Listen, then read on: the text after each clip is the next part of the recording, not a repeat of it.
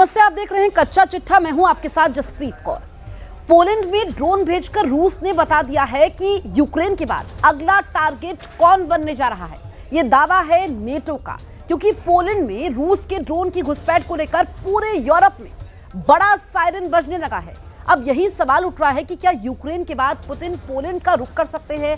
Poland वो देश है जिसके रास्ते यूक्रेन तक हथियार पहुंचाए जा रहे हैं।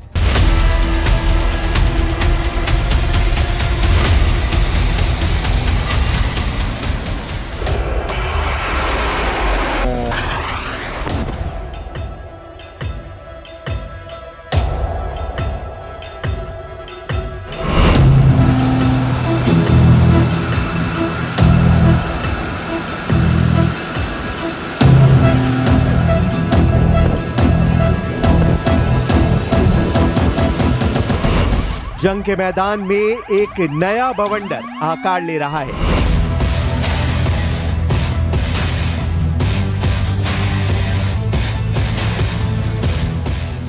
एक ऐसा बारूदी बवंडर जो पूरे यूरोप को तहस नहस कर सकता है।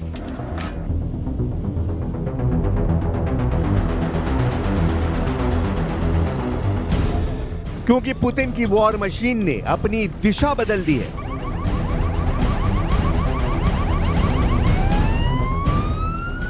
पोलैंड की सेना ने आधिकारिक तौर पर ऐलान किया है कि उसके आसमान में रूसी ड्रोन बार बार घुसपैठ कर रहे हैं।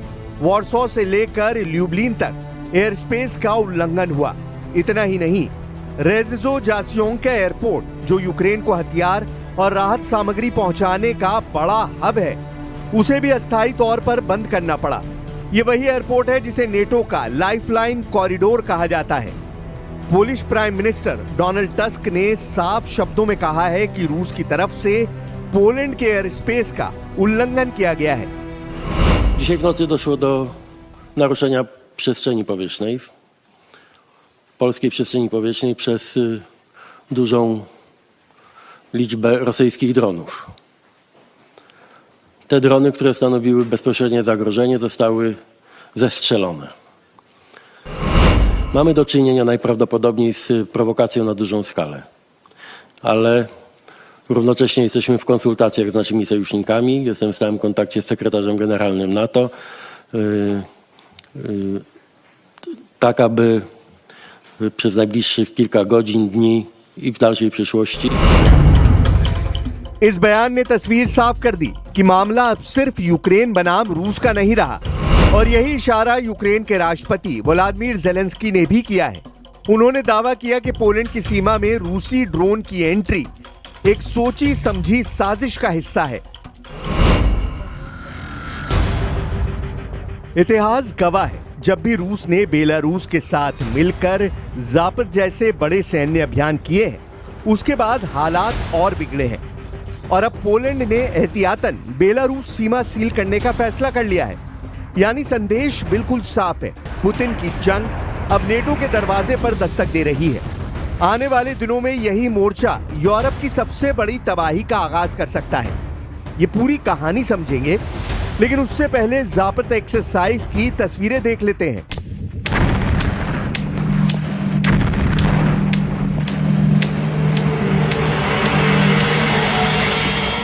ज़ापद यानी रूसी भाषा में पश्चिम, लेकिन इस नाम के पीछे छिपा है क्रेमलिन की पूरी वॉर स्ट्रैटेजी। हर 4 साल में रूस और बेलारूस मिलकर ये मेगा ड्रिल करते हैं, और हमेशा नेटो की सीमाओं के ठीक सामने। पिछले ज़ापद अभ्यास में रूस ने 2 लाख से ज्यादा सैनिक, हजारों टैंक, लंबी दूरी की मिसाइलें और लड़ाकू विमान तैनात किए थे। नकली दुश्मन के नाम पर पूरा पश्चिम यूरोप उनकी वॉर गेमिंग का हिस्सा बना दिया गया था। 16 सितंबर तक चलने वाले इस सैन्य अभियान की तैयारी पहले से ज्यादा बड़ी है और हाईटेक है। ज़ापद 2025 की तैयारियों को देखकर नेटो की टेंशन बढ़ गई है। The North Atlantic Council met this morning and discussed the situation in light of Poland's request for consultations under Article 4 of the Washington Treaty. Allies expressed solidarity with Poland and denounced Russia's reckless behavior. A full assessment of the incident is ongoing. What is clear is that the violation last night is not an isolated incident. इस बार रूस Belarus ने मिलकर cyber attack simulation, electronic warfare और hypersonic मिसाइलों की तैनाती तक शामिल की है। पश्चिमी थिंक टैंक मान रहे हैं कि ये ड्रिल सिर्फ डिफेंसिव नहीं बल्कि सीधा संदेश है। नेटो की हर सीमा क्रेमलिन की रेंज में है। इतना ही नहीं, इस अभ्यास में आर्कटिक से लेकर ब्लैक सी तक एक साथ कई मोर्चों पर युद्ध अभ्यास हो रहा है। इसका मतलब यह है कि अगर रूस ने जंग को बढ़ाया तो यूरोप का कोई भी देश सुरक्षित नहीं रहेगा। पोलैंड और लिथुआनिया जैसे फ्रंटलाइन देश तो पहले ही हाई अलर्ट पर हैं। वहीं अमेरिकी जेट्स और नेटो टुकड़ियां अतिरिक्त डिप्लॉयमेंट के लिए तैयार खड़ी हैं। यानी जापद अब सिर्फ एक मिलिट्री ड्रिल नहीं बल्कि यूरोप को युद्ध की दहलीज पर खड़ा करने वाला इशारा बन गया है।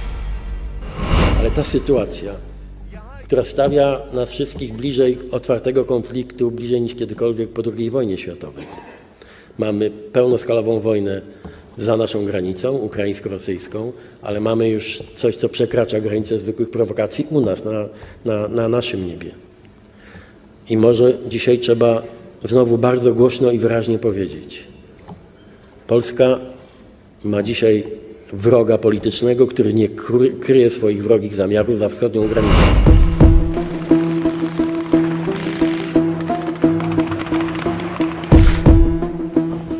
एक्सपर्ट्स मानते हैं कि जापद सिर्फ अभ्यास नहीं बल्कि अगली जंग का ब्लूप्रिंट होता है। 2008 में जॉर्जिया पर हमला और 2014 में क्राइमिया पर कब्जा, दोनों से पहले रूस ने इसी तरह की ड्रिल्स की थी। आज पोलैंड का डर बिल्कुल वही है। जापद 2025 की आड़ में रूस अपनी सेना को नेटो की सीमा तक ले आया है और अगर हालात बेकाबू हुए तो यही अभ्यास पूरे यूरोप में जंग की चिंगारी सुलगा सकता है, क्योंकि यूरोप की सरहदों पर धमाकों की गूंज पहले से तेज होती जा रही है। रूस की वॉर मशीन अब सिर्फ सैनिकों और टैंकों तक सीमित नहीं रही। जापद 2025 में जो तस्वीरें सामने आ रही हैं, वो सीधे सीधे मिसाइलों और ड्रोन की बरसात का ट्रेलर है। मॉस्को ने इस बार जापद की छतरी के नीचे अपने सबसे घातक हथियार उतार दिए हैं।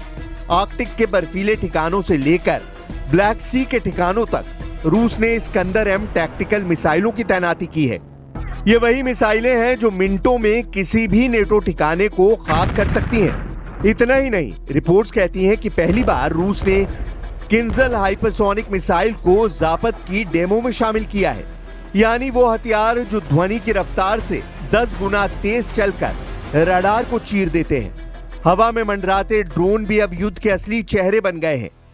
यूक्रेन में कामिकाजे ड्रोन की तबाही नेटो ने पहले ही देखी है, लेकिन अब वही तकनीक पोलैंड और बाल्टिक स्टेट्स की ओर उड़ती नजर आ रही है। जापद 2025 में रूस ने लैंसेट और ऑरलैंड 10 जैसे ड्रोन की फॉर्मेशन दिखाई। इन ड्रोन्स को स्वॉर्म टेक्नोलॉजी के साथ प्रोग्राम किया है। मतलब ये कि 100-200 ड्रोन एक साथ किसी एयरबेस या आर्मरी पर टूट पड़े तो कोई भी डिफेंस सिस्टम इन्हें रोक नहीं सकता। धमाकों का मंजर अब सिर्फ जंग का हिस्सा नहीं बल्कि एक साइकोलॉजिकल वॉर भी है।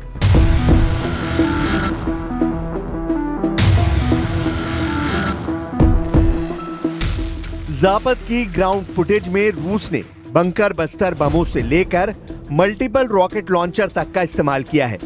स्मर्च और टोर्नेडो एस जैसे रॉकेट लॉन्चर मिनटों में दर्जनों रॉकेट बरसा सकते हैं। ये नजारे सिर्फ युद्ध अभ्यास के लिए नहीं बल्कि पश्चिमी देशों को ये मैसेज देने के लिए है कि अगर नेटो टकराया तो रूस का हमला चौतरफा होगा, आसमान से, जमीन से और पानी के नीचे से भी। पूरे यूरोप की नब्ज अब धमाकों की ताल पर चल रही है। रिपोर्ट के मुताबिक बेलारूस की सीमा पर रूस ने S-400 और S-500 air defence system active कर दिए हैं। ये वही सिस्टम है जो अमेरिका के F-35 जैसे स्टेल्थ फाइटर्स को भी पकड़ सकते हैं। वहीं कालिनिनग्राद एन्क्लेव से रूस ने बैस्टियन कोस्टल डिफेंस मिसाइलें डिप्लॉय की हैं, जो बाल्टिक सी में नेटो के जहाजों को टारगेट कर सकती हैं। इसका सीधा मतलब है कि पोलैंड से जर्मनी तक नेटो का हर कॉरिडोर अब रूसी वॉरहेड्स की जद में आ चुका है। और सबसे डराने वाला पहलू है न्यूक्लियर थ्रेट। जापद 2025 में स्ट्रैटेजिक डिटरेंस ऑपरेशन नाम का सेगमेंट भी शामिल है, जिसमें रूस ने न्यूक्लियर केपेबल मिसाइलों के मॉक लॉन्च किए हैं। पेंटागन के सूत्र मान रहे हैं कि ये डेमो नेटो को न्यूक्लियर टकराव की चेतावनी है। पोलैंड के विशेषज्ञों का कहना है कि अगर एक भी न्यूक्लियर वॉरहेड इस इलाके में गिरा तो यूरोप के लाखों लोग सेकंड्स में तबाह हो जाएंगे।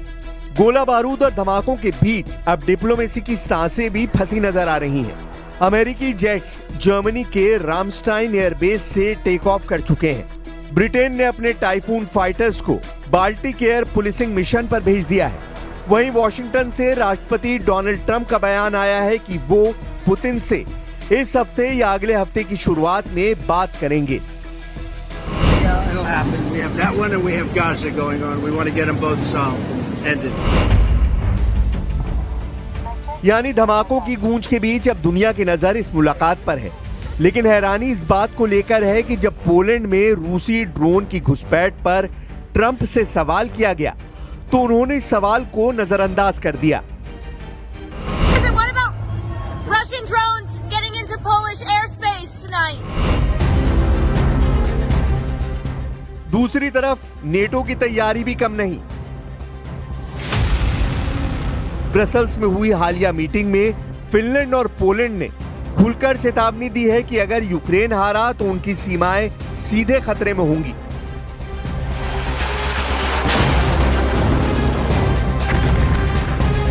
यानी नेटो के छोटे लेकिन संवेदनशील देश अब सीधे सीधे रूस को चुनौती देने की मांग उठा रहे हैं। और जब बात पुतिन की महत्वाकांक्षाओं की हो तो एक अहम सवाल हमेशा उठता है, क्या उनका असली मकसद सिर्फ यूक्रेन को गिराना है या फिर सोवियत यूनियन के पुराने नक्शे को फिर से खड़ा करना? क्योंकि उनके हर भाषण में ऐतिहासिक गलती सुधारने की बात दोहराई जाती है।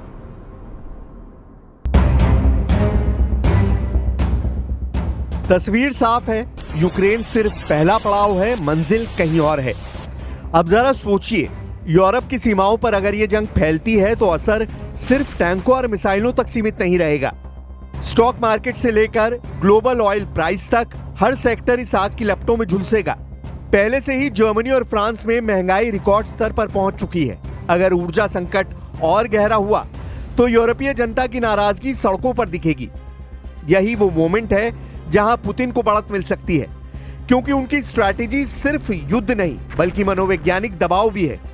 अगर यूरोपीय जनता अपने नेताओं पर दबाव बनाएगी तो नेटो की एकजुटता खुद ब खुद टूट सकती है। ब्रिटिश इंटेलिजेंस की रिपोर्ट के मुताबिक रूस पहले से ही सोशल मीडिया प्लेटफॉर्म पर फेक न्यूज और डिसइंफॉर्मेशन कैंपेन चला रहा है। यानी यूरोप के भीतर से ही यूरोप को अस्थिर करने की कोशिशें शुरू हो चुकी हैं। तो सवाल यही, क्या ये सब मिलकर यूरोप को उस खाई की ओर धकेल रहे हैं जहां से वापसी नामुमकिन होगी, या फिर अमेरिका और नेटो अपने संयुक्त मोर्चे से रूस को रोक पाएंगे? इतिहास हमें यही बताता है कि हर बड़ी जंग पहले चेतावनी बनकर सामने आती है, और इस बार चेतावनी यूक्रेन की जलती हुई धरती से उठ रही है, जिसकी गूंज यूरोप तक सुनाई दे रही है। लेकिन इस पूरी जंग का सबसे बड़ा हथियार सिर्फ मिसाइल और ड्रोन नहीं है, असली बारूद है प्रतिबंधों की सियासत। अमेरिका ने रूस को दबाने के लिए जिस सेकेंड स्टेज सैंक्शंस का रास्ता चुना है उसे समझना बेहद जरूरी है। डोनाल्ड ट्रंप ने अपने नए फरमान से साफ कर दिया है कि रूस पर अब सिर्फ सीधी पाबंदियां नहीं लगेंगी, बल्कि जो भी देश रूस की मदद करेगा वो भी अमेरिका के शिकंजे में आएगा। इसे कहते हैं सेकेंडरी सैंक्शंस, यानी रूस के साथ बिजनेस करने वालों पर भी वही सजा जो रूस पर लगाई जा रही है। सोचिए इसका असर कितना बड़ा होगा। रूस से तेल खरीदने वाले, रूस से टेक्नोलॉजी लेने वाले, यहां तक कि उसके बैंकों से ट्रांजैक्शन करने वाले भी अब अमेरिकी रडार पर होंगे। यानी ये जंग रूस बनाम अमेरिका नहीं रहेगी, बल्कि रूस के साथ खड़े देशों बनाम अमेरिका और उसके सहयोगियों में बदल जाएगी। इजरायल ने कतर पर हमला करके एक बहुत बड़ा फ्रंट खोल दिया है। अब ईरान के बाद अरब वर्ल्ड में इजरायल के खिलाफ एक नया युद्ध शुरू होने का खतरा पैदा हो गया है। कतर में हमास के नेताओं पर हमला करके इजरायल ने पूरे अरब सेंटीमेंट को भड़का दिया है। सऊदी अरब से लेकर कुवैत तक हर जगह सवाल उठ रहा है कि क्या अरब वर्ल्ड इतना कमजोर हो चुका है कि इजरायल को जवाब भी ना दिया जा सके। यूएई के राष्ट्रपति ने कतर का अचानक दौरा करके एक नया सिग्नल भी दे दिया है।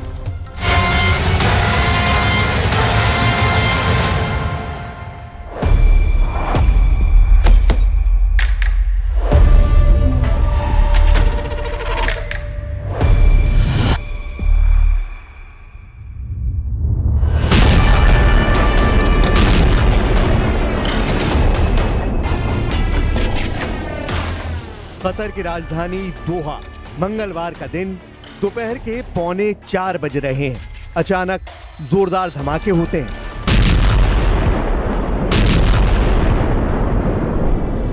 गाजा, यमन, लेबनान, सीरिया और ईरान से भी बड़ा हमला है। निशाने पर हमास के लीडर थे, लेकिन हमला सबसे अमीर अरब देश पर हुआ, सबसे पावरफुल डिप्लोमेटिक फोर्स पर हुआ। कतर में हुए इस धमाके ने पूरे अरब वर्ल्ड को हिलाकर रख दिया।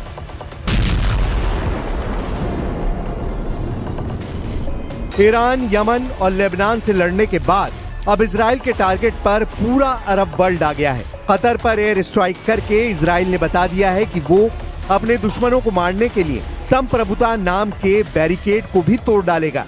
यानी अब हमास को पूरी तरह खत्म करने के लिए इजराइल उन देशों पर भी हमले से परहेज नहीं करेगा जो अभी तक इस युद्ध से दूर रहे हैं। क्या कतर पर हुआ इजरायली वायुसेना का हमला इजराइल वर्सेस अरब वर्ल्ड का युद्ध भड़काने जा रहा है? क्या कतर के बाद इजराइल तुर्की पर भी हमला करेगा? क्या इस्तांबुल पर एयर स्ट्राइक होगी? क्योंकि हमास के नेता तुर्की में भी रहते हैं।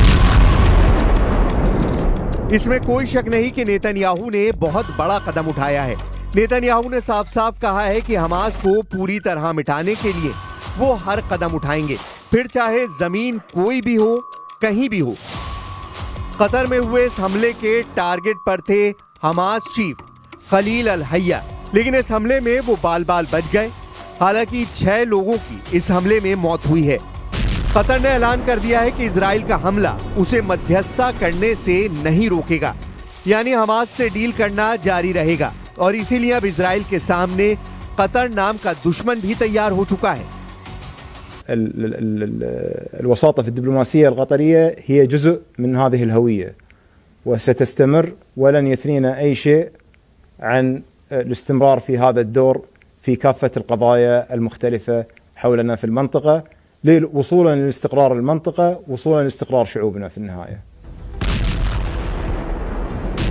क्या कतर इजराइल के हमलों को लेकर खामोश रहेगा या वो भी वैसे ही जवाब देगा जैसे ईरान ने इजराइल को एक बार नहीं, 2 बार नहीं, बल्कि 3 बार दिया है?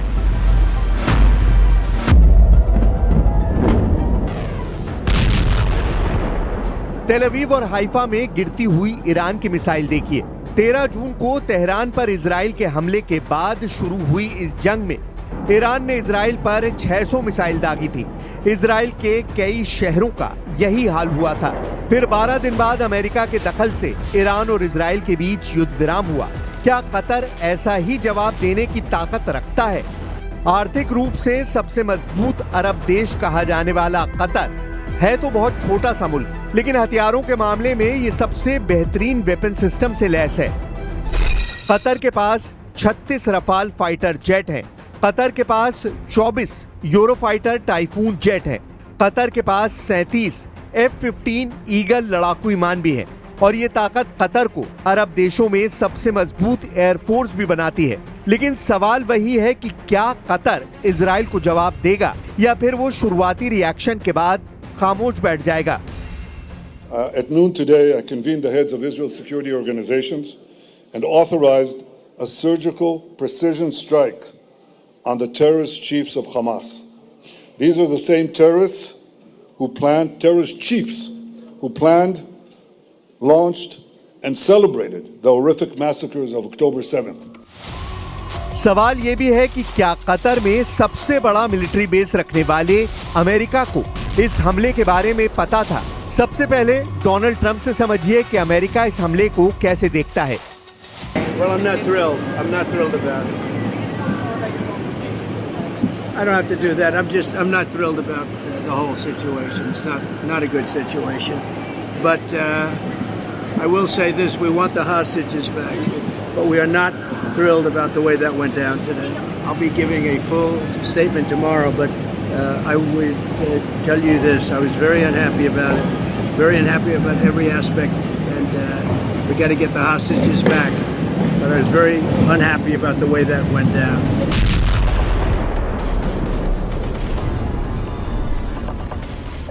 कैरोलिन लेविट की बात पर गौर करिए, क्योंकि कैरोलिन लेविट ने इजराइल को लेकर ट्रंप की पॉलिसी की पूरी पोल खोल कर रख दी है। Sure. Well, I have a statement to read for all of you with respect to the Israeli strike in Doha, and here it is. This morning, the Trump administration was notified by the United States military that as Israel was attacking Hamas, which very unfortunately was located in a section of Doha, the capital of Qatar. President Trump immediately directed Special Envoy Witkoff to inform the Qataris of the impending attack, which he did. The president views Qatar as a strong ally and friend of the United States and feels very badly about the location of this attack. Karoline Leavitt ने साबित कर दिया है कि Israel को America से पूरी छूट मिली और कतर पर हुए हमले को लेकर एक तरह से ट्रंप का ग्रीन सिग्नल था। कतर को पश्चिम एशिया में अमेरिका का सबसे अहम सहयोगी माना जाता है। अमेरिका का सबसे बड़ा सैन्य अड्डा और डिप्लोमेटिक संबंधों को लेकर कतर ये मानता रहा है कि इजराइल उससे दूर रहेगा, लेकिन 9 सितंबर को हुई इजराइल के एयर स्ट्राइक ने सब कुछ गलत साबित कर दिया। अब या तो ट्रंप झूठ बोल रहे हैं या उनकी प्रवक्ता कैरोलिन लेविट, दोनों की बातों को लेकर कतर उलझन में पड़ गया है, क्योंकि कतर के प्रधानमंत्री का दावा है कि इजराइल के हमले के 10 मिनट बाद ही ट्रंप की कतर के अमीर से बात हुई थी और उन्होंने हमले की निंदा की थी। The attack happened at 3:46. The first call we had from an American official was at 3:56, which is 10 minutes after the attack. And after that, President Trump has spoken with His Highness the Emir.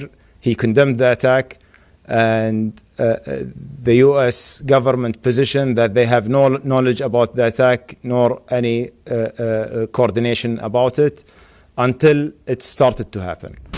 Israel ने हमला करके दिखा दिया है कि उसके दुश्मनों के लिए कोई जगह सुरक्षित नहीं है।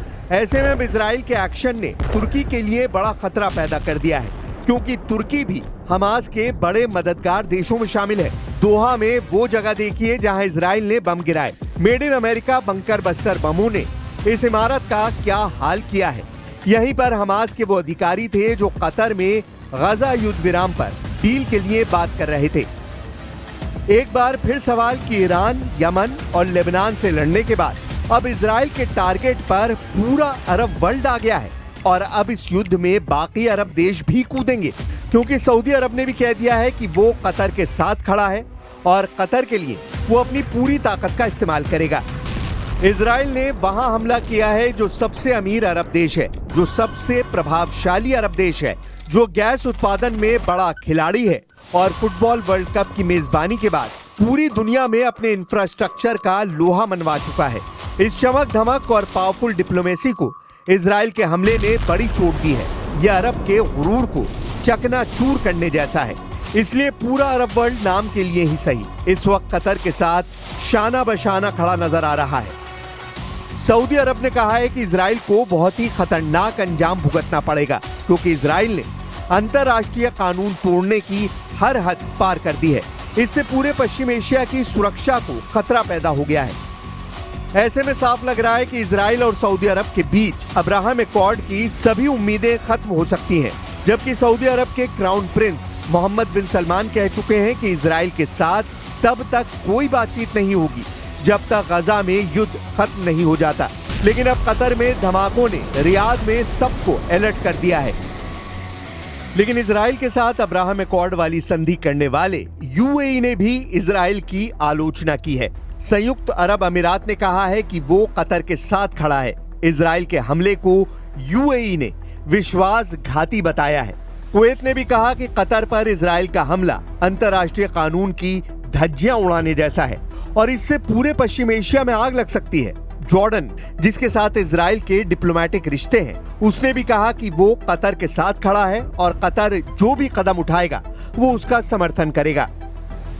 कतर को बड़ा साथ चीन से भी मिला है। चीन ने साफ साफ कहा है कि कतर पर हमला करके इजराइल ने बहुत बड़ी गलती की है।